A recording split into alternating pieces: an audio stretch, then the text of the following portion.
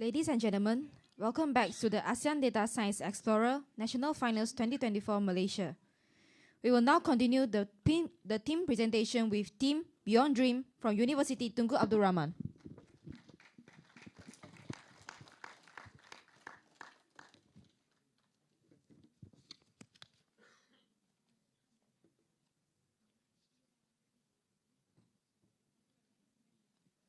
Testing 1, 2, 3. Testing 1, 2.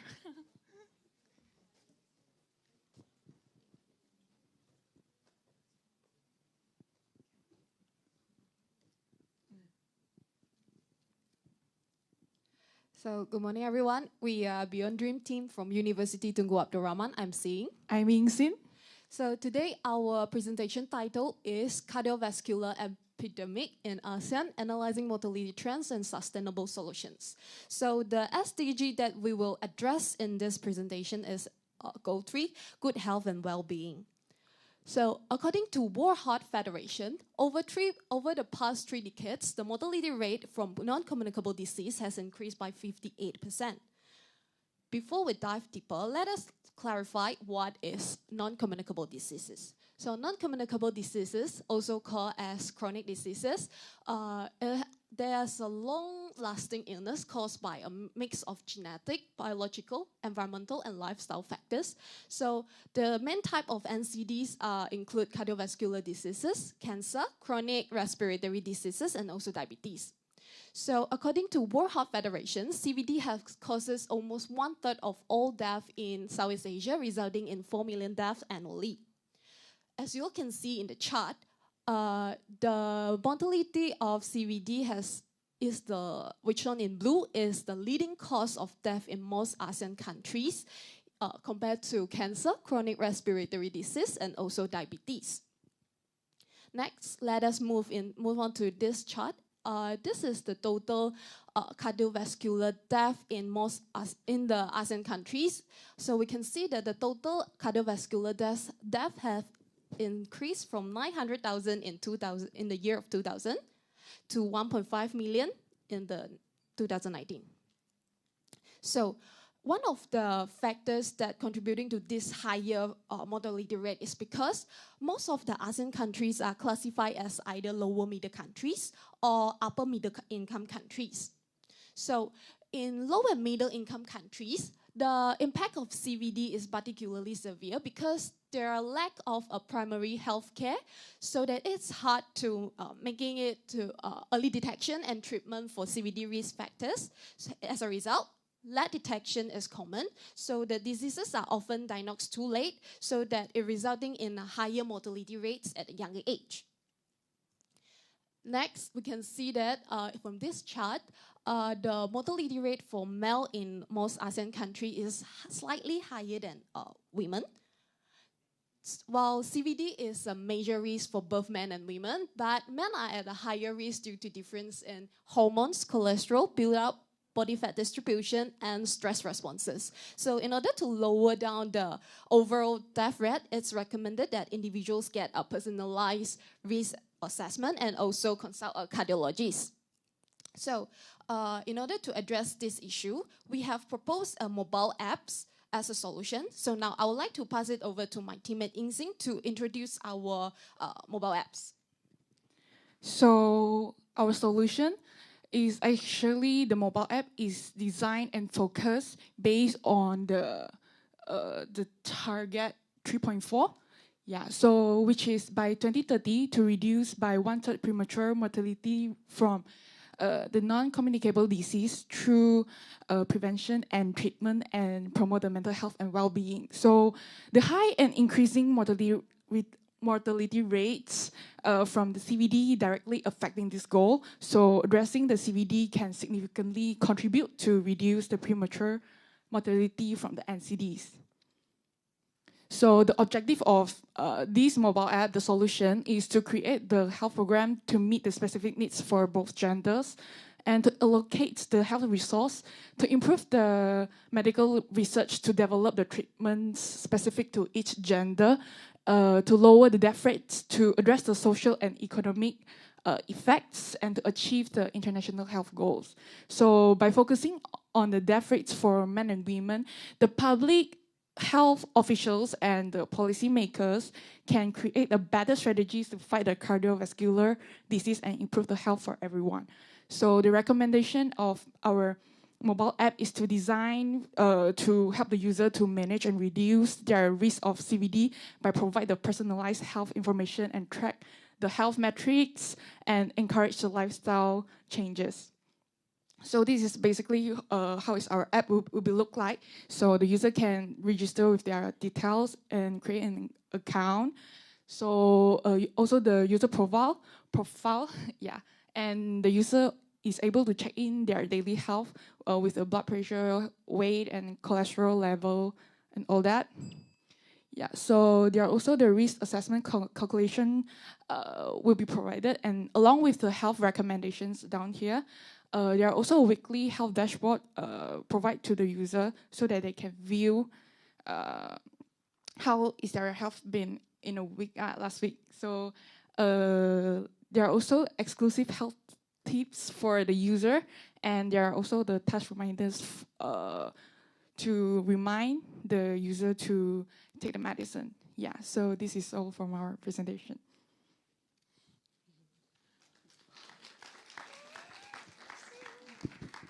So judges, you can proceed to the Q&A session. Thank you. So it's a good, clear, simple problem statement that's presented. My question is how you think this app will significantly differ from current health apps that are out there already. So I've seen, some of these similar apps that perhaps I may have used something similar, or it feels quite similar. So what's your strongest value add of this app? So actually our apps is, our project is highlight the significance of the CVD epidemic in the ASEAN, and we are also like to propose a viable solution for the underserved communities. So we will collaborate with the non-government NGO so that we can reach the underserved communities. Yep. Thank you so much, Team Beyond Dream. So if I look at your app, if you go to the previous slide, there was some information about the blood pressure and all this information that will need to be put into this app, right? So I guess my question would be, is this expected for the user to be able to measure this by themselves, or does this app come with some sort of a detector that helps them to measure their health levels? Otherwise, especially if they're underserved, how would they be able to keep track of their health monitoring? Okay, actually, I think that we can measure the blood pressure and also the heart rate by using the existing devices like watch, something like that. Just like, because we are actually providing for the underserved communities, so we are not like just as simply as we can get something around like the watch, maybe they can easily get, or they can maybe go to a pharmacy to get the data, the information.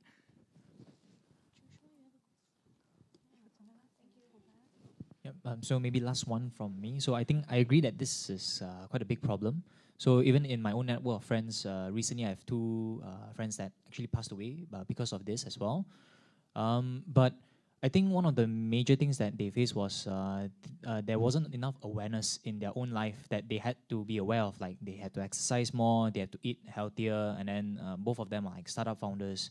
I was wondering, like, how would this app be able to address that part, giving them the motivation to actually live more healthier and be more aware? So actually, our apps have provide this exclusive health tips for everyone. So this is the personalized based on the person. So based on the user. So every user have different tips. So you can, based on the tips, and then you can go to the pharmacy or go to the hospital to check whether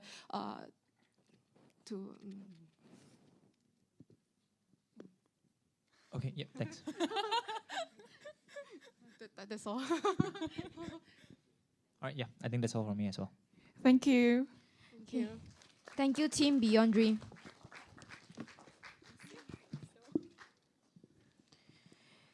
We move on to our next team.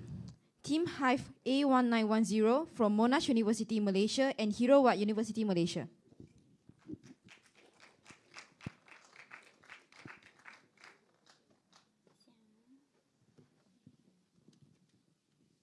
Mic test.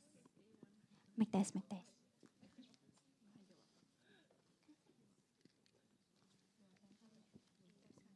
Like this.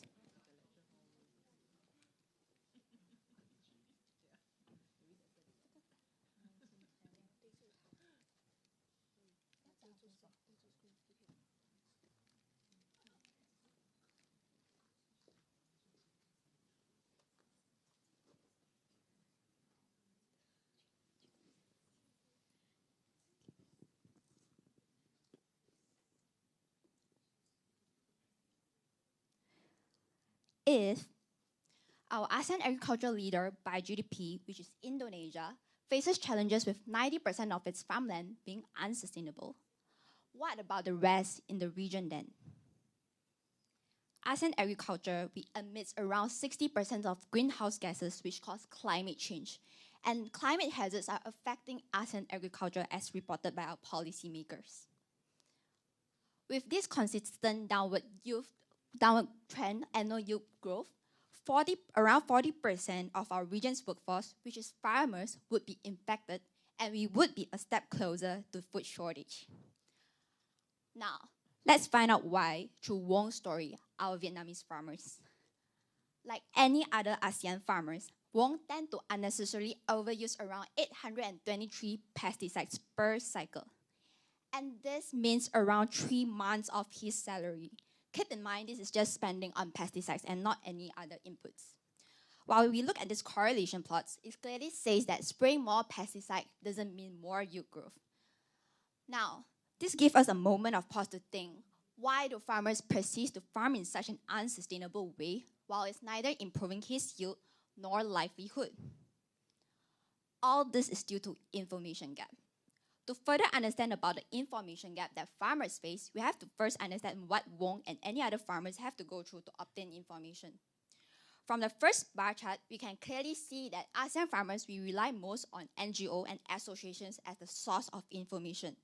Well, this could be inconvenient as it doesn't give real-time solution, and at the same time, it could pose reliability issues. From here, we can clearly see that Vietnam, we rely more on extension services, but it doesn't mean that they overuse more on pesticides as well, as compared to Cambodia farmers who rely less on extension services for information.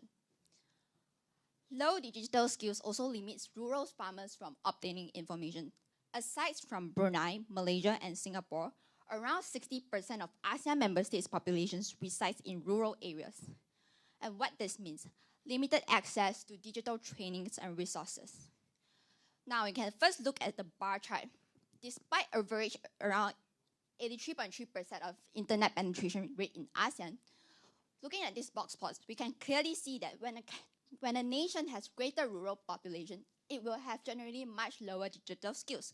This highlights the importance of digital exposure towards one's digital skills, including someone like farmer. So, to recap, the problem faced by farmers in accessing information is their information gap are low accessibility of information, low quality, and low digital skills. However, problem brings opportunity to us. Harvest Optima is a platform providing farmers sustainable farming knowledge anytime, anywhere, verified, yet easily navigable. Let's look into how it will help farmers like Wong.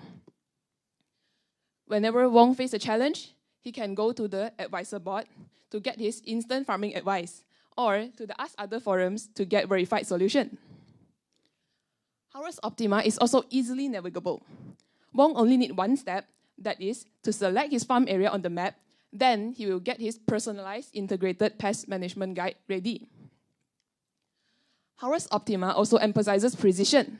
When Wong wants to purchase farm input, the calculator will tell him exactly how many bags to purchase, even provide him with the link to purchase. In short, Harvest Optima provides farmers, connect farmers with reliable knowledge, enabling them their first step to sustainable farming. Now, you may ask, are we ready for this solution? ASEAN, we are committed to accelerating the adoption of sustainable agriculture, whereby we have the guideline ready and the action plan will be ready by this October 2024.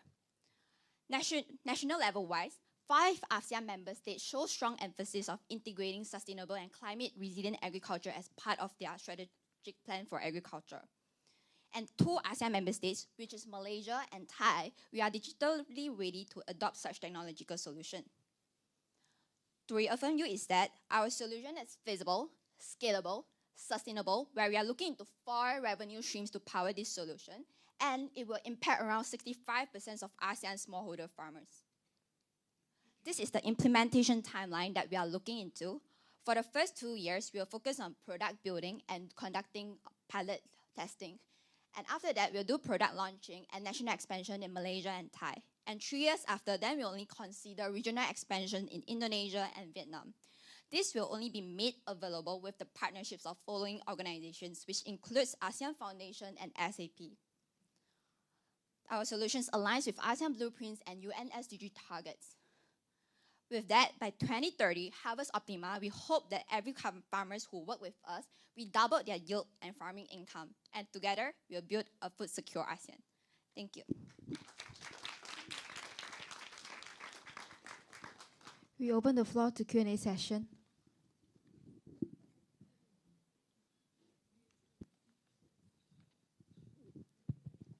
Thank you very much.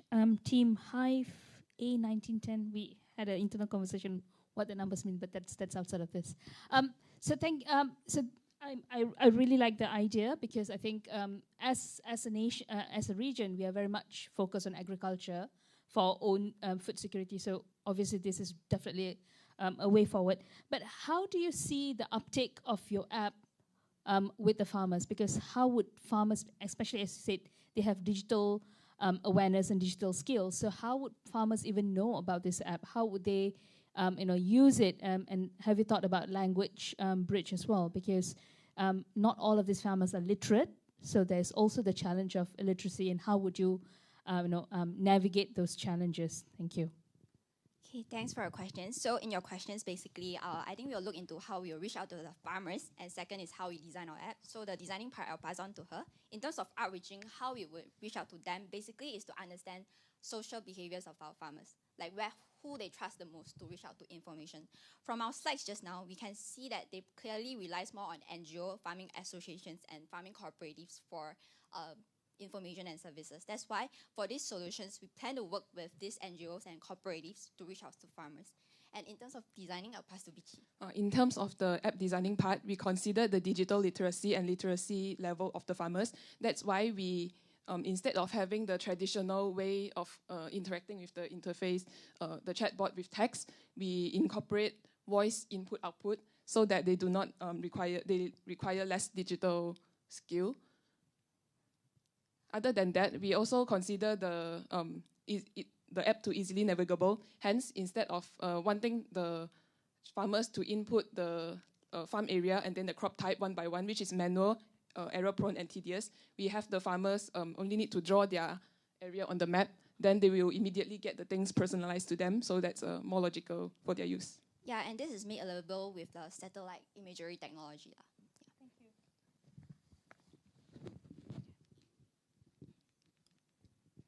Hi, a quick question. So I'm not sure if you guys already showed that, but I was wondering, like, what is the effect of like getting the right amount of pesticides in would improve like the yield versus like getting the proper fertilizers or using the new technologies.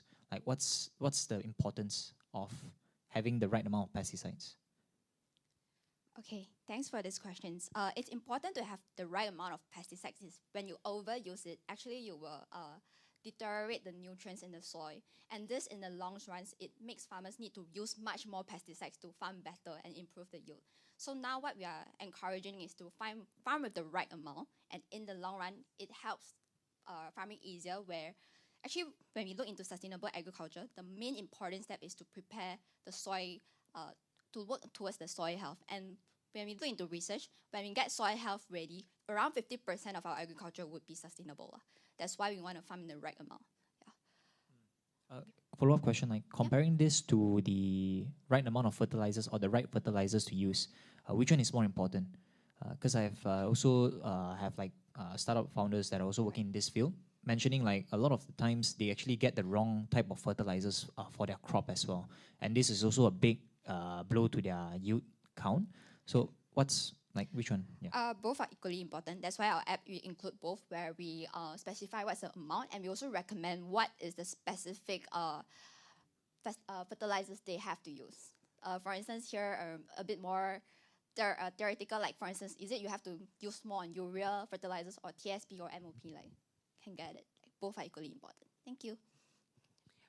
Quick one. How do you update? Because one of the premises that you're saying is that they lack access to information, right? So there will be regular updating of this information, because information changes from time to time. And not just information on, say, types of fertilizers and so on. Like, I mean, could the app be used, I mean, this is just for exploring, to also update them on certain like agriculture policies, for example, which they may not be aware of? Okay, thanks for the question. This is like a very good question. So for now, a pilot plan, right, like for the first few years, definitely we want to focus much more on providing advice on sustainable agriculture. But in the long run, what is our vision is we hope to become something like My Sejahtera of Malaysia, where they can not just only access to like COVID vaccinations. Now you can also schedule your clinical appointments, right? Yeah, this is what we're aiming to. And how we update information, definitely we are working with research institutes and ministries of agriculture of each country. And how do we update the software? Like, we'll have like software updates from time to time, and that's how we tackle it. Yeah, thank you. Okay, thank you, judges and Hive and Team Hive A1910.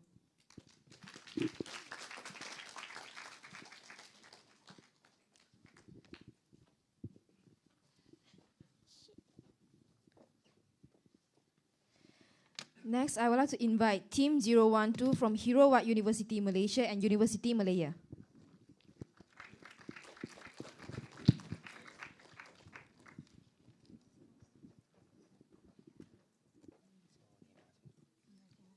Hello.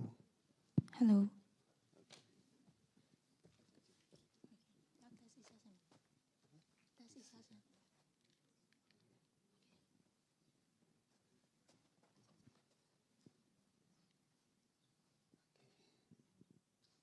So good morning, everyone. This is Team 012. I'm Ivan. And I'm Nicole. So today our topic is EcoBuild Revolutionizing Construction for a Sustainable Asean. So our SDG goal is sustainable cities and communities. So first of all, we'll start with the introduction of construction waste. Generally, we have two types, which is a physical one, which is material waste, and also non-physical one, cost and time overrun. So why construction activity is growing currently? First is population, secondly is our economic growth. So the more the population, we know that the more space we needed to build building as habitat. So when construction comes in, it helps to boost GDP as well. So this is the positive relation among them. Okay, so for positive impact, construction will definitely help us to boost our economic growth and at the same time provide us a job opportunity as shown in this graph. However, construction will definitely generate construction waste. So construction waste will cause landfill issue, and at the same time, construction activity will cause carbon dioxide emission, which will later lead to environmental pollution. So we are here today to tackle the problem caused construction waste. And after doing some research, we have found out the top 15 problem caused construction waste in Malaysia, Thailand, and also Indonesia. So we believe that some of the common problems can be minimized, and we are going to talk later. Here will be the user registration pages, and the following will be the home page. Okay, so let's start with the first common problem, which is poor site management and scheduling and planning problem. We found that most of the construction projects, they have poor communication between the construction manager and also the site workers. Thus, And besides, they also have an inelastic scheduling and planning. Thus, we have come up with a brief idea of our system. Mainly in our system, we have integrated with two AI API, which is Weather and Extract AI API, and also our core system, we call it as Scheduling AI. So how it works, first of all, we need the construction team to import their first generation of schedule, digital blueprint, construction team members, and also the construction period. So after that, our Extract AI will extract all the details and input into our system. So with the scheduling AI integrated with Weather AI, they will help to analyze the schedule and make some minor amendment, based on the project details and also the location weather. So we also have a centralized platform for people to see so that everyone know their exact job scope and to prevent duplication and also miscommunication. Yeah. So next is the second one, unexpected weather condition. So all of us know weather couldn't be controlled, but we can minimize its effect. So most of the construction project, especially outdoors, they are affected is because strong winds or maybe heavy rains. So we have come up with a way which is real-time weather estimator. So this estimator we mainly integrated with our core system, but we also have a separate page for people to see the details of the weather itself to have an expectation on it. Okay, so now let's move on to problem 3, poor strategies of waste minimization. So this usually occur because the construction company, they don't know how to handle the construction waste properly. So what we provide to them is online market in collaboration with the recycle company. So during the construction period, when they found out any leftover material, they can sell on our online market. Once after the construction ends, all the material will be recycled. So finally, we have come to our last problem, which is change in material. So this usually occurs due to miscommunication or the client, they want to change some of the designs. So what we provide to them? We provide them online market and also material calculator. So once they decide they want to change the material, right, they can go to our online market, use our search engine to search for alternative material with similar characteristic. After that, they can use our material calculator to recalculate the weight of the material they have to buy again in order to prevent wastage. Okay, so we come to the budgeting part. So most of our application development were done by an outsourced company, but except the core competency system, we call it as scheduling AI. So the budget list has listed down. So we have provided an example and our formula to calculate the cost due to delay, but I will skip it due to the time limit. Yeah, so our aim is to reduce 70% of construction period, delay period, because we know that, we understand that there will be some uncontrollable delay factors. So after considering, we have come up with a subscription plan, 4 types with different prices for different types of construction projects. And after calculation, we'll get a break even at 5.5 years.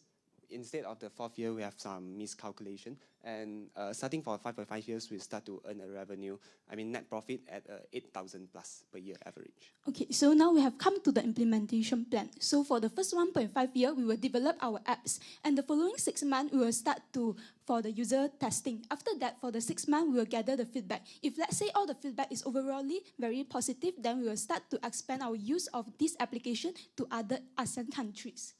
So here is the breakdown for app development for the 1.5 years. Okay, so we also will collaborate with some of the stakeholders, including government, construction company, and also recycling company. So in a nutshell, we believe that our product can tackle the problem cost, construction waste, and at the same time generate revenue as a business. So our product is aligned with SDG 11, AEC, and also ASCC Blueprint 2025. We hope you guys enjoy our presentation. Thank you.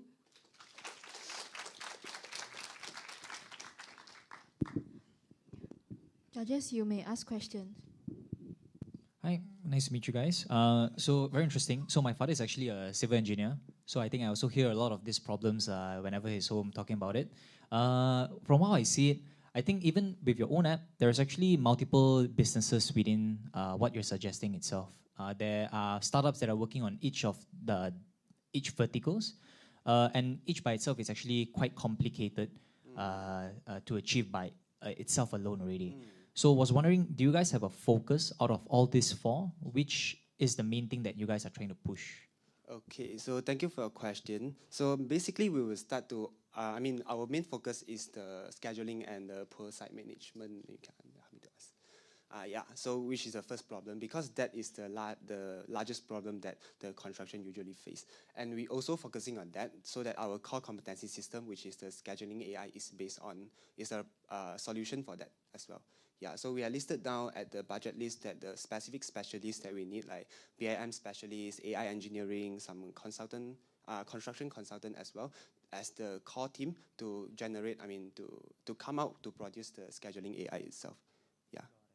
One last question. Who is this app meant for? Like, who are the people that's going to be using the app? Is it the site managers? Is it the site workers? Like, who are they? Yeah. Okay, so thank you for your question. So for the construction team itself, will include the construction, which is the whole construction company, the head, and also the construction manager, and also the site workers, so that they know to prevent the miscommunication and solve the scheduling problem itself. Yeah, so basically it's for the construction company to use. Two questions. One is there anything like this now in the market? Maybe not through an app, but like, is there some form of informal way of getting these problems solved? And second, are there any regulatory, like institutions that you would need clearance from? Like, what's the regulatory environment like when you are to develop this app, approvals or whatnot? Okay, so for the first question is again, sorry. So are these things happening now? Meaning, is it already available in the market, but maybe not through an app, right? So maybe the construction company just says, okay, I have extra materials, or meaning that is it being solved through other means now? Yeah, so in the market itself, they have a separate one, but it's not a formal one, it's just a website. It's like something like AI, not an application. So there are some applications solving several problems, but we think that that's not enough, because in the sense of we are integrating the scheduling and also the weather AI to solve the main problem, but most of them, they are separate one. So it's not be able to solve most of the problem itself. Yeah, and the second is what the thing that we need to do, maybe some approval to do this thing, right? Yeah, so that's why there will probably be some approval itself, but also in our core team, we have a department, which is for the construction consultant. Yeah, so for the construction consultant, there will be the main people to jump in for all the domain knowledge itself, so that our app can move on smoothly.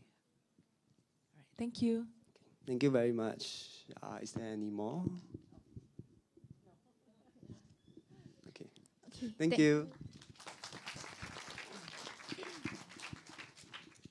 Thank you, judges and Team 012.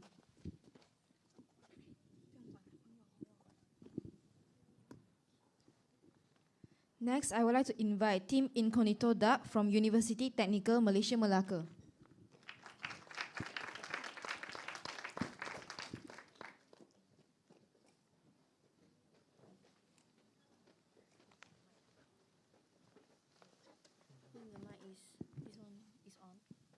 Hello, test. Test.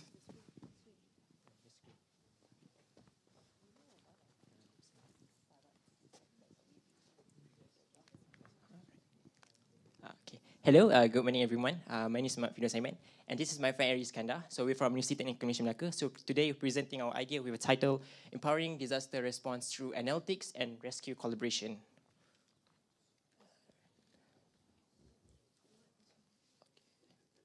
Okay, so let's understand what happened in the past. So a lot of Asian countries actually suffer from a lot of natural disaster cases, which leaves a huge impact, such as the rising cost of the recovery, life-threatening, and also agriculture. So let's see on the past on the total death and also total damage, even though it was decreasing between these two things, but it remains unpredictable trend between all these indicators. So we cannot assume that Asian country is now safe and less vulnerable. So let's understand how all these things are happening. So what are the causes of the natural disaster? So before that, we need to understand that natural disaster is heavily linked with the climate change. So let's understand it. What are the causes of the climate change? So according to United Nations, it was all start with the greenhouse gases produced by the generating power, powering buildings, and using transportation. So it has some sort of like a domino effect, and finally, it triggering natural disasters to happen. So disclaimer here that it was some natural disaster to happen. And in 2022, Asian country produced 1.9 billion tons of carbon dioxide emission. So what happened? The higher the carbon dioxide produced, then the more temperature change. So are these the only reason why natural disaster is happening? The answer is no. Actually, natural disaster is quite hard to understand, some of it, due to the complexity and still not being figured out. So there is a need of the advanced technology to be used to understand all how this natural disaster is happening. So the current status, which some of the Asian countries, they develop their own disaster management system with, for example, Malaysia with DGIM, and but most of this disaster management system is limited access to public general use.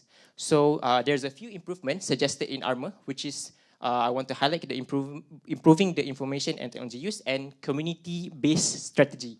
So introducing DECIDE. So DECIDE is the advanced disaster management system that enhances the preparedness, streamline rescue mission, and also increase the public awareness. So it has two main components, which is the dashboard and also mobile app. So let's see the detail on the dashboard, which is the first one is the advanced analytic page that utilizing the AI techniques to gain some actionable insight and also understanding more on the natural disaster. So we have this IoT page that actually can help to find out the source of the main carbon dioxide, and we can actually derive more possible solution on the hotspot area. And lastly, we have this real-time monitoring page that focusing on during the disaster is happening using the video analytics and also social media monitoring. So next, I pass to my friend. Okay, hi. I will briefly introducing our mobile application that designed for community safety and natural disaster. So this mobile application has 4 features. The first feature is alerting user. It provides a real alerting, monitoring, and combined with emergency button to call for help immediately. Second feature is knowledge sharing.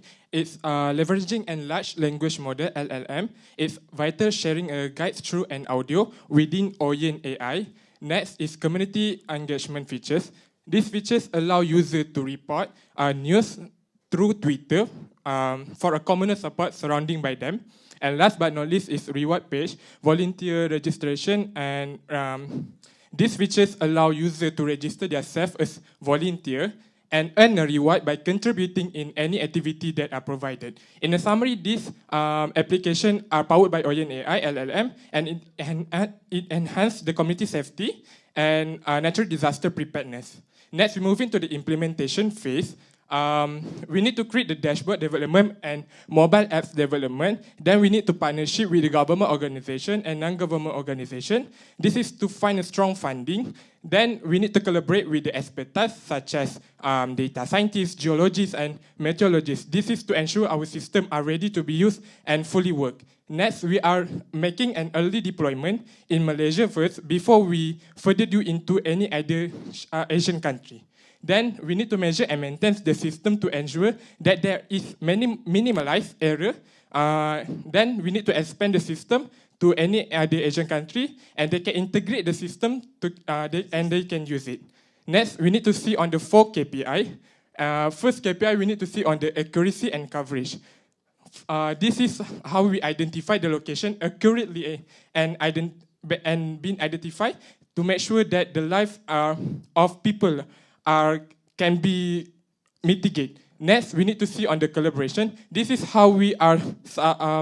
This is how we make our system focusing in the longer term to make sure our system can have a strong funding. Next, we need to invest on the system to risk mitigate to make sure our system is resilient to use. And last but not least is response time.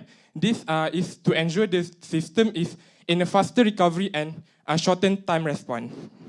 All right, so in conclusion, so DECIDE is hopeful that we can gain some new possible solution to improve the preparedness with some of main functionalities which can be centralized in one platform. So this is our specific SDG goals, which is 13.1 and 30.2.1 and 30.3.1. So finally, I just want to clarify that this is my future idea on how we can actually improve the disaster management system.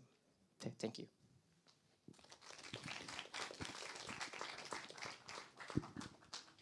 Okay, we'll open the floor to Q&A session.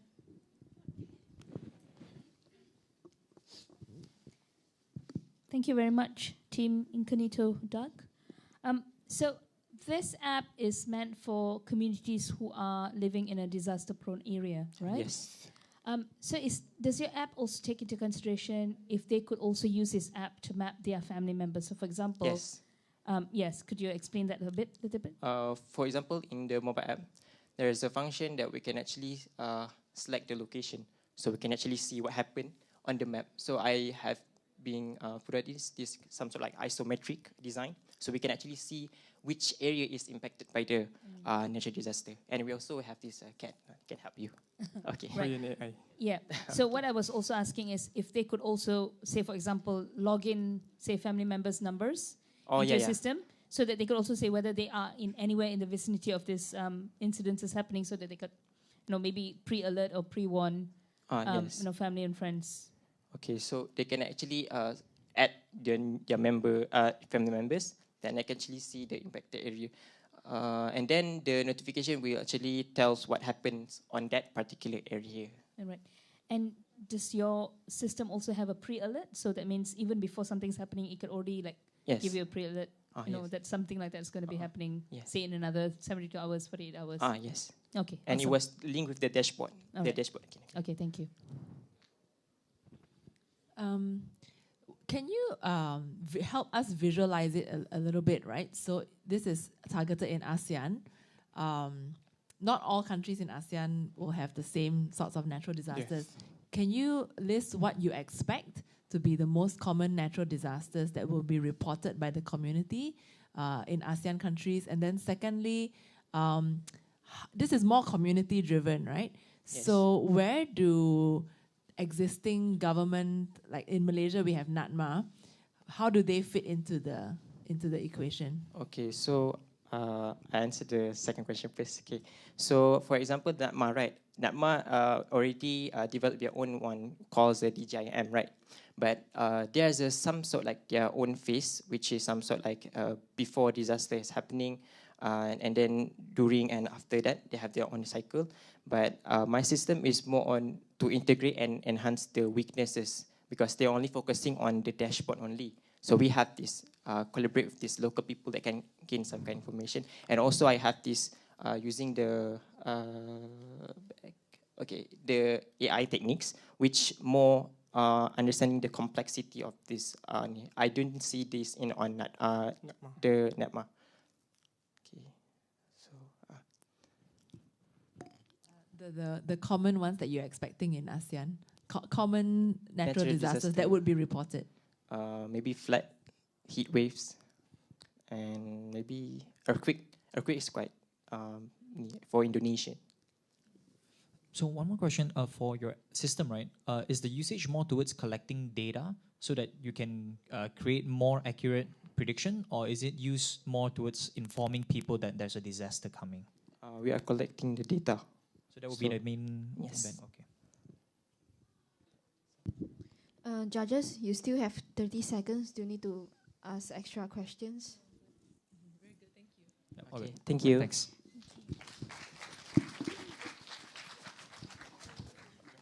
Thank you, Team Incognito Duck. We move on to our last team, Team Honeydews from Academic Science Pendang.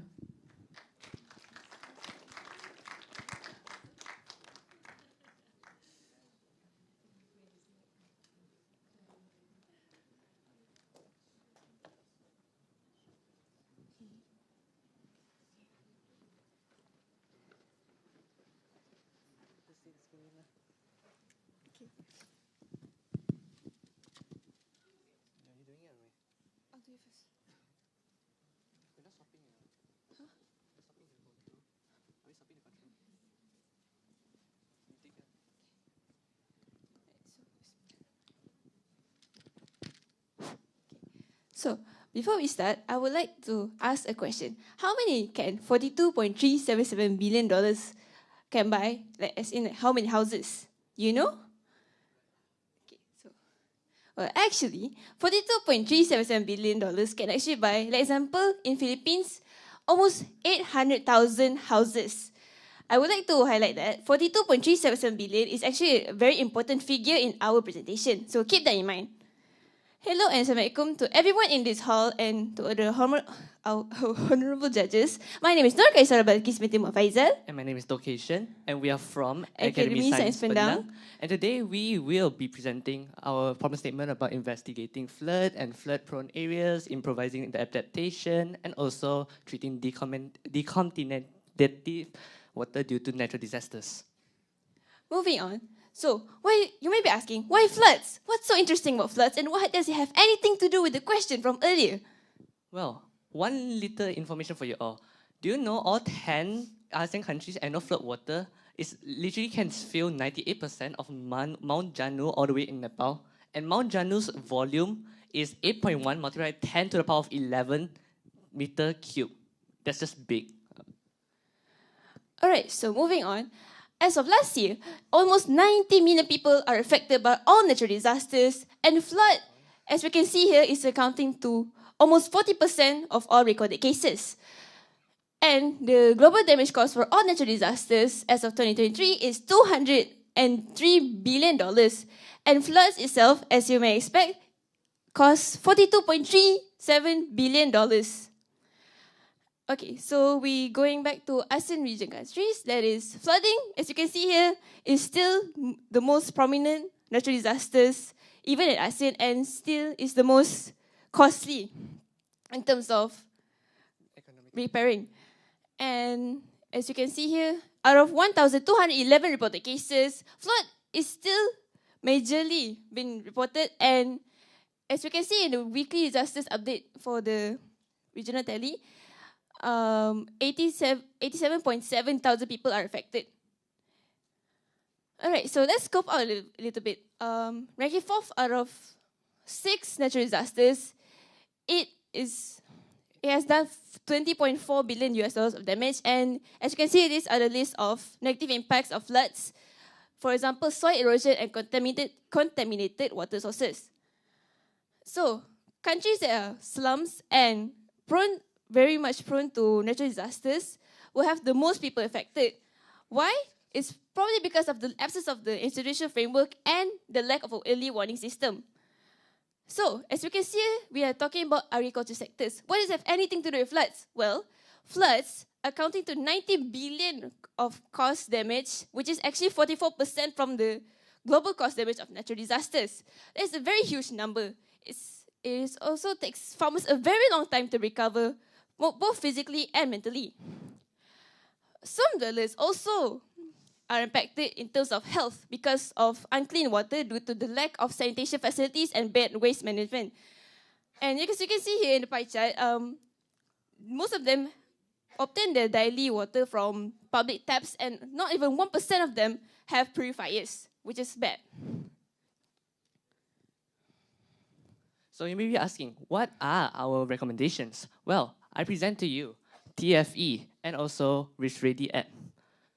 So for our Risk Ready app, it's currently only available for Malaysia, but we can ensure you that it will work for neighboring countries as well.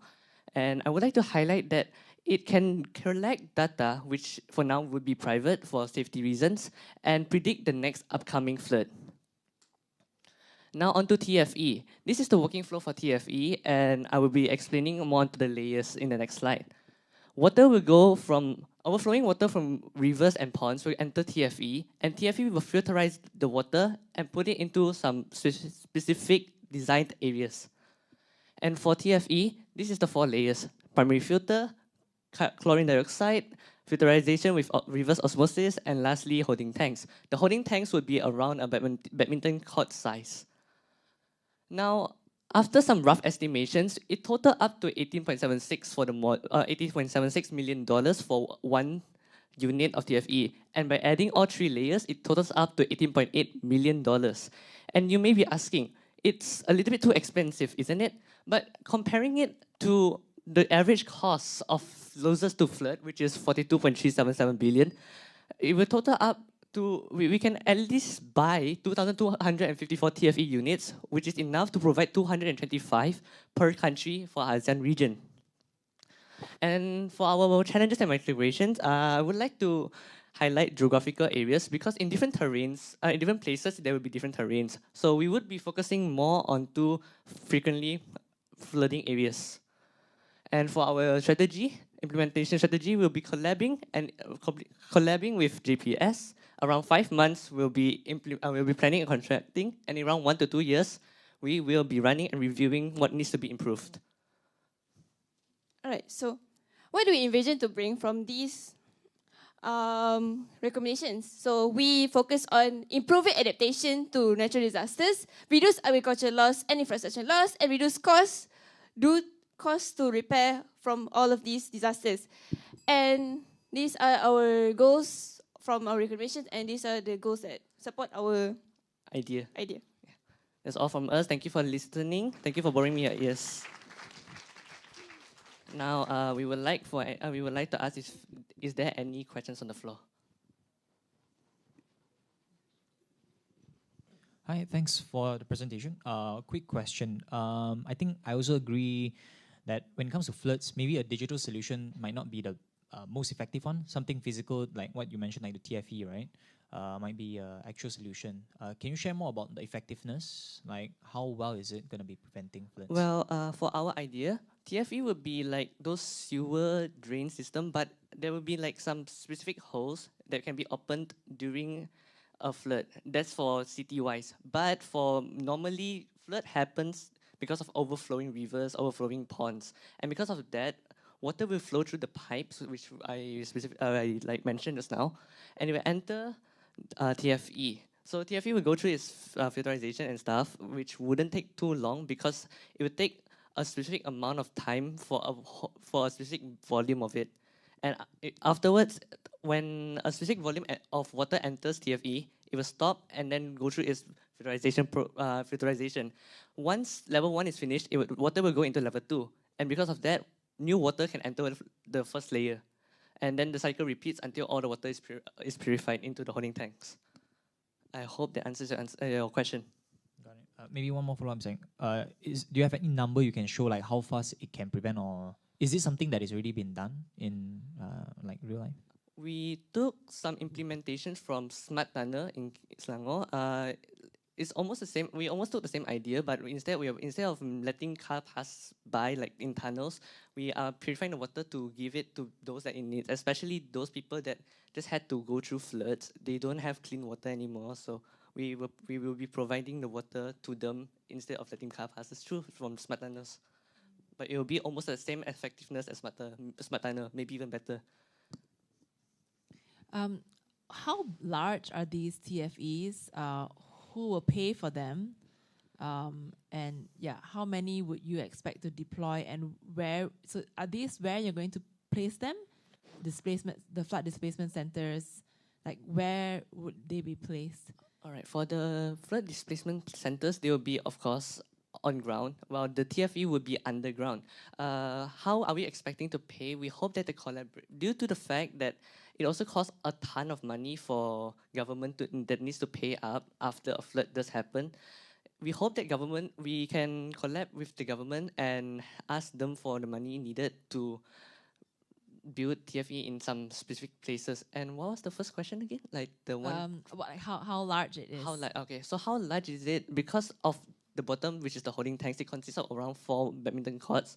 So we can technically assume that the size is going to be around all 4 of badminton courts in terms of width and length in total. For example, if the width, I'm not really certain on how long it is, I kind of forgot, but the width of the badminton court is going to be at one specific spot, and then there's going to be 4 of them, and that's going to be the total area for the bottom of TFE, which is going to be the whole thing, technically. Hope that answers your question. Thank you very much, Team Honeydews. So one TFE, how many people? How much people can it serve? Because you talked about using that to channel fresh water, potable water to the communities, right? So do you have a number of how many people can each of these TFDs serve? For this question specifically, it would be determined with how large the flood is. If it's just a flash flood with a small amount of flood water, then it would be serving a small amount of people because we are taking water from flood water. But if it is a large flood, which would take days or weeks for this to clean up the water, then of course it will serve a really large amount of people. Hope that answers the question. Thank you. Okay, so thank you, judges and team.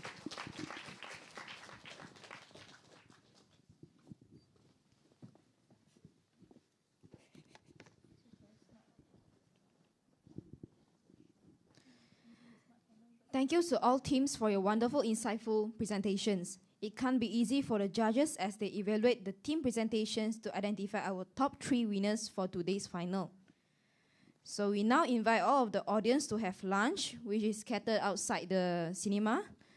And please be reminded that there is no food allowed in this cinema. So for judges, there will be a judges' deliberations session starting from 12:45 to 1:15. And for the teams, please gather back here to announce the result at 1:15. Thank you.